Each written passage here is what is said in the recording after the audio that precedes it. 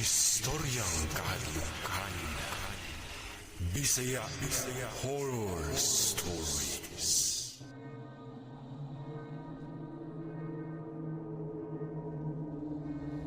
Hello mga kaistoryang kahadlukan ug kanimo pod Sir K. Ako day si Rodessa. 24 anyos na ko karon ug naalang ko'y gustong i-share sa inyo ha nga na-experience na ko katong one time nga nakauli mi sa among probinsya. Sa akong pagkatimaan, mga naa sa 11 o 12 anyos ang akong pangidaron ato. Wala sa jud ko magtuo na maka-encounter di ko gingon ato na panghitabo. Ug dala-dala kini nako hangtod karon nga nagkaidaran nako. Ug diri nako sugdan ang akong istorya. Na timing tong panahon na nga nagpadulong na ang adlaw sa mga patay. Unya si mama, miingon na adto daw mi sa ilang lola sa probinsya. Adto daw mi mga lagkalag, kay last time, didto mi sa side nilang papa. Maong mihangyo si mama kang papa ato. Mi okay rasad si papa, basta di lang daw mi mapasagdan. Si papa nako, kay on-site worker atong panahon na. Maong dili siya makauban, kay duty gihapon siya bisan og holiday. Dihang naabot na mi sa probinsya, nabaguhan jud ko kay sayo kaayo mga tulog. Pero ang nakanindot lang, kay bugnaw og presko ang hangin, hamugaway sa dang palibot, tungod sa mga makita nga mga buntod og mga kakahuyan. Usa ka adlaw ato, mga bandang alas 4 na to sa hapon, dihang miingon si Lula sa amua na naunta siya ipapalit. Nanugo si Lula namo na magpapalit og isubak sa gulay para panihapon, ug pahapiton pud mi og usa ka bugkos na kandila. Ako ato nga wala pa maswito sa lugar, gipaubanan ko ato sa akong igagaw. Akong igagaw nga taga didto gyud mismo. Human gihatag ni Lula ang kwarta para bayad, milakaw na ko ato uban sa akong igagaw. Mibaktas mi ato gagianan para makaabot mi sa palitanan. Pag-abot na namo ato sa patag, nagsabot mi sa akong igagaw na siya na lang daw mo palit para sa subak. Unya ang ako kay ang katong usa ka bugkos nga kandila. Gingon ato na lang niyag paagi para daw madali mi kay hapon na kaayo to. Makita ra sa unahan ang mga tindahan nga naninda og kandila, pungpa sa akong igagaw. Miingon siya na kung makapalit na daw ko, magpaabot lang unya daw ko sa may bakery.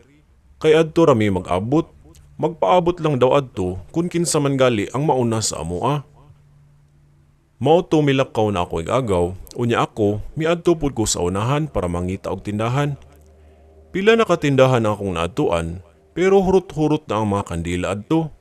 Paminaw nako na malit na daan ang mga taga didto para sa umaabot nga kalag-kalag. Palakaw nako atunta sa lain nga tindahan, diyang nakasugat ko ug usa ka babayi. Nagbarog kini sa dalan ug gipangutan ako niya kung asa daw ko. Mitubag ko sa iya na magpalit ko og kandila kay gisugo ko sa akong lula. Mingon ang mong babayi na adto daw ko anang balaya nga makita ang naa sa atbang, sabay tudlo sa iyang kamot kung asa ang balay nga iyang gipasabot. Naa daw adto balaya ang naay naninda og kandila. Gaduha-duha pa ko ato pag-una kay basin unsay naa adto o basin na apoy iro, mahadlok pud ko. Mingon ang babayi na mulahaw lang daw kuno ko adto, manawag lang daw ko kay naara ang tindira sa sulod. Milakaw na ko ug mipasalamat pa ko sa mong babayi. Pero mituto kini sa ko ang makadiyot.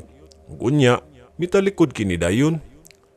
Pagduol na nako ato sa balay, nangayo ko katahuran unya nanawag ko. Miingon gyudan ko ato sa akong tuyo. Apan wala gi mitubag atong orasa. Paminaw nako, murag walay tawo sa sulod. Mao tumituyo ko sa palibot sa balay kay wala ko nakakita kung asa ang ilahang pultahan. Sakto, pag-agi nako, naibintahan na adto nga nakasiwang ug nakaabli kini gamay. Ang gitas-on sa bintana, maabot rag tanaw sa akong ulo kay kutob ra kini sa akong abaga. Dihang nakadungaw ko gamay, dako na kong kakurat, pagkakita nako sa sulod, adunay gatuwad-tuwad nga tawo. Unya, kipalibutan kini siya sa mga nagsiga nga mga kandila. Nang limbawt akong balahibyo atong orasa, dihang nakita to nako. Misamot akong kahadlok, dihang nakita nako nga ang kulor sa mga kandila, mga itom kadto. Sukad-sukad, katupa ko nakakita og kandila nga ingon ato. Ani nagpasahayag sa adlaw ang mao nga bintana, maong klaro yun kaayo ang kandilang ito manggigamit. Dili sad yun kumasayop ato, kay ang lanay nga kandila nga naa sa salog, itom yun pod ang kolor. Kadudahan kaayo kung unsay naa adtong malaya. Wala akong magsaba ato o gihinay na kugtikang akong mga tiil. Maayo na lang gali, kay wala makabantay ang katong tao nga gialirungan sa mga kandila.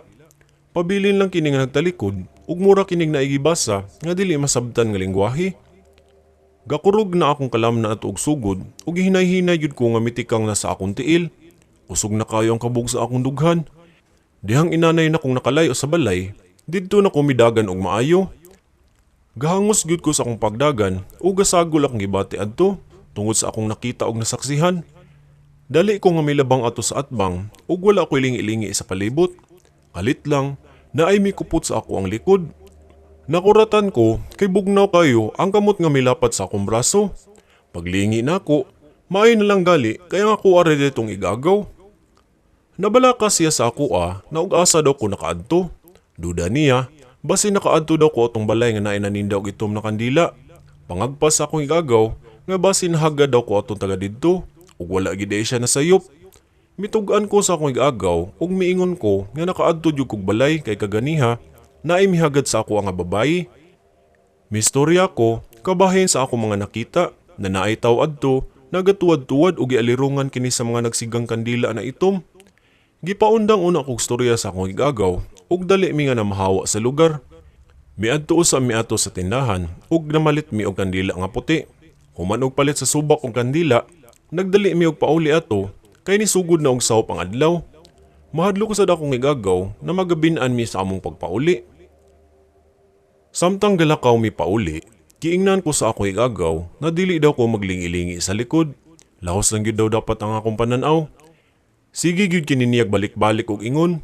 Samtang galakaw gihapon mi, gatan-aw ko sa kandila ang akong gikuptan. Mikalit lang og usab ang kolor ni ini. Naa na kini sagol nga itom na hinuon.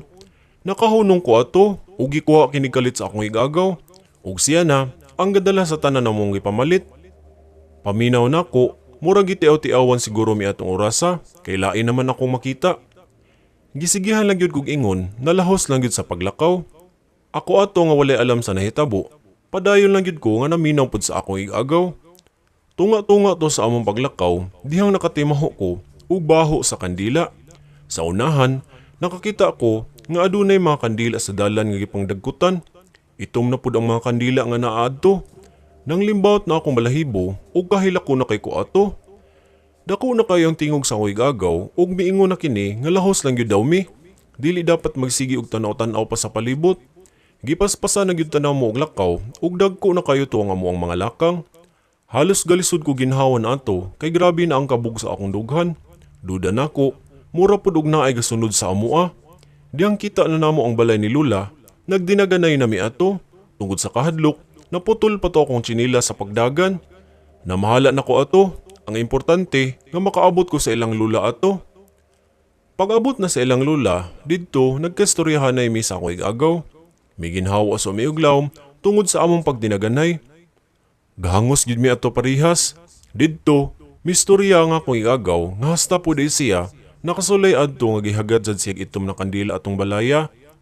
Ang istorya, mas grabe lang ayang nakita adto kay naagi nagtuwad-tuwad adto na babayi, kalkag kaayog buhok ug murag naay gibuhat. Mura daw kinig naay giampo nga wala siya kay balo kun unsa kadto. Naay picture sa tao nga gipatuluan niya kandila ug nagsulti kini ug murag Latin nga pinulungan. Nakita sad sa akong igagaw nga murag naa kini giyamyam ug gipanulti sa hangin. Parehas dami dihang nakita sad kini niya nga naay siwang sa may bintana dihang miliili siya.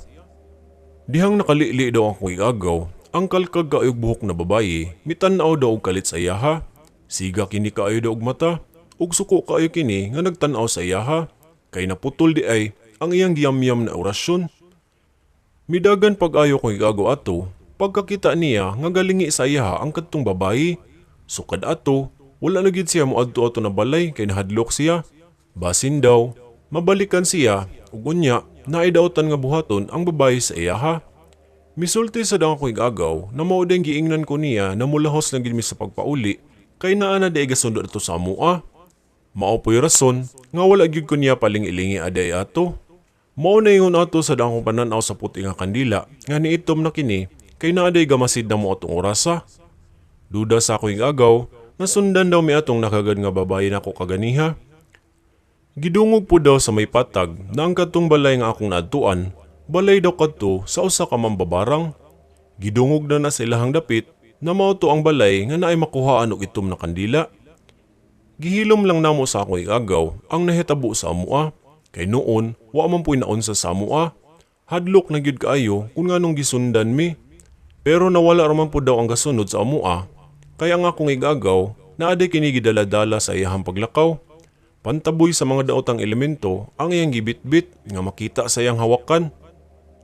Unya ang balay sa daw nilang lula og sa among mga kaliwat, giprotektahan daw kini para sa mga daotan nga motangka pud og sulod. Si Lula, lipay kayo ato kay nakauli daw mi. Walay gyud ilang magsilula na nanay nahitabo sa amua nga makahadlok. Si Mama pud ato, busy di ayog andam sa altar para sa amuang pangaji namo. Pagkahuman, nagrosaryo na mi ato para sa mga kalag. Rosaryo nga gialay para sa umaabot nga kalag-kalag. Hangtod karon, wala jud ko'y hanaw kung para asa ang itong mga kandila ang kadto akong nakita. Kamo mga kaistorya, nakakita na ba mo og itong mga kandila? Palihog na ko og comment kung kanusa o para asa pud kini. Kay hangtod karon, makahinomdom jud gihapon ko sa ako ang naagi ang kahadlok nga dala katingala. Mao gid ni akong nasinati samtang miadto sa probinsya. Diri na lang ko Tom Sir K o mga kaistorya. Daghang salamat sa pagbasa ug pagpaminaw. More stories to come ug maayong adlaw kanatong tanan. Apan sa dili pa, shout out di ay ko ni No Excuses 5524, ni Sir A1 Basta 1909 gikan sa Davao City, ni Miss Rhea nga always naga-comments atong mga video. Hello Miss Rhea. Ni Sir Carlo 8802 nga naminaw po nato, ug ni Miss Joy Pasco 7398 all the way from Iligan City. Daghang salamat sa atong mga kaistorya nga may comment. Akong balikon, first 10 comments atong video mao atong i-shoutout sa atong sunod nga story content nato ha. Ayaw kalimot sa pag-like o pag-share o pag-subscribe mga kaistorya. Daghang salamat ug maayong adlaw kanatong tanan.